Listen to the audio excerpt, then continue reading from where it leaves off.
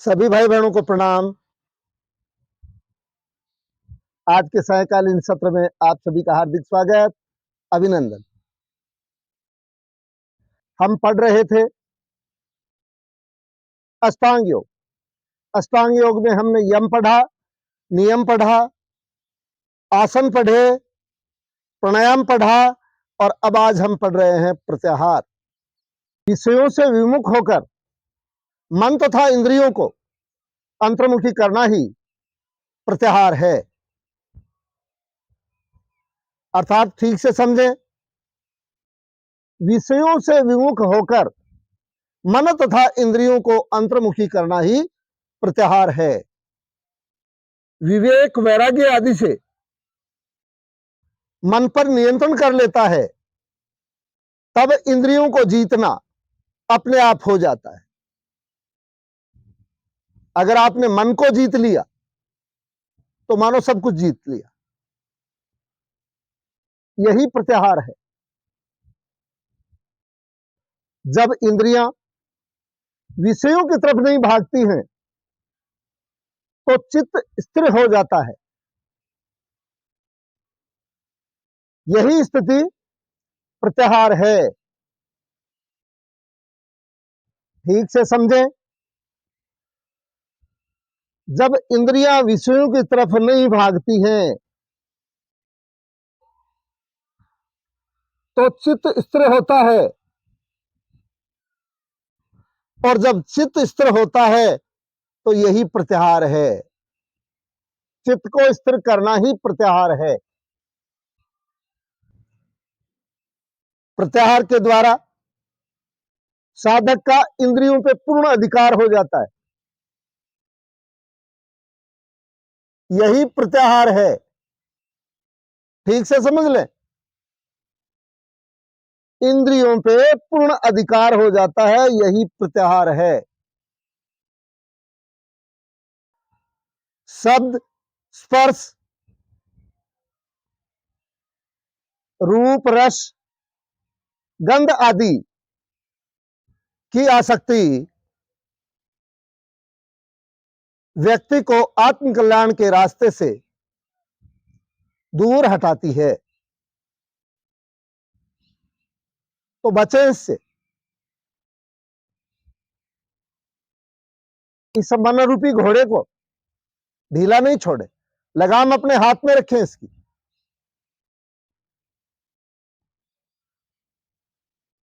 मन को वश में रखना ही प्रत्याहार है। इंद्रियों की आसक्ति मन को विचलित कर देती है, इसलिए इंद्रियों को अपने वश में रखें।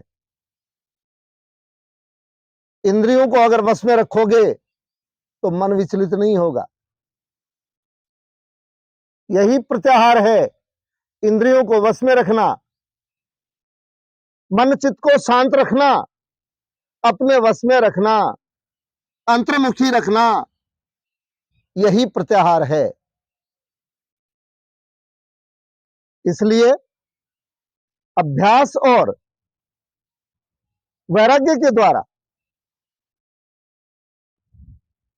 यथार्थ बोध से ही प्रत्याहार सिद्ध होने पर इंद्रिय जय होता है।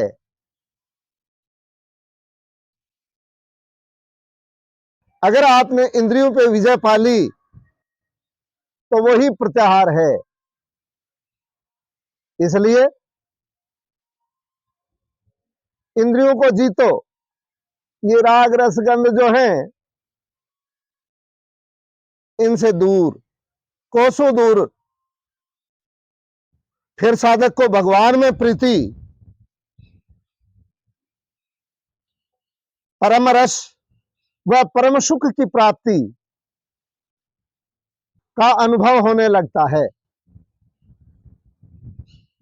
और जब परम सुख मिल गया, परम आनंद मिल गया, बस वही चाहिए, हमें और चाहिए भी क्या।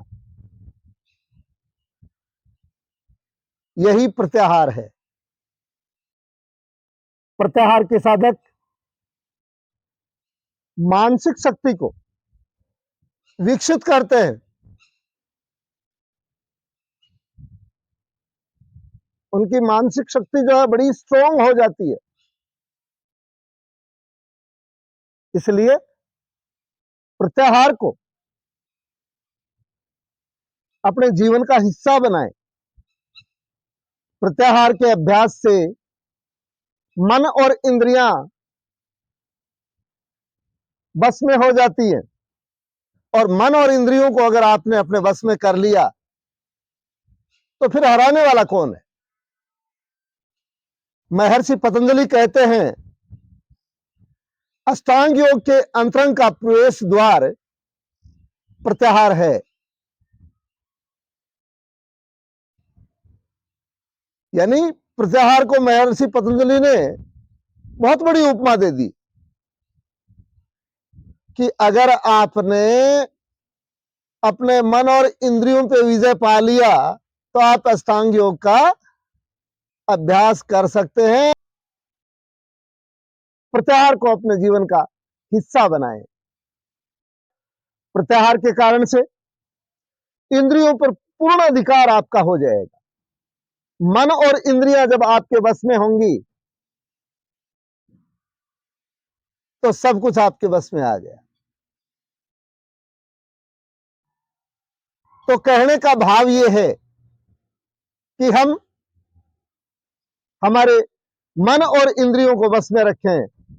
गुरुदेव एक दो पंक्ति बुलवाया करते हैं, वो मैं आपके साथ शेयर करना चाहूंगा। मनड़ा थारे मत चलूं तो, मनड़ा थारे मत चलूं तो, सीधो नरक में जाऊं।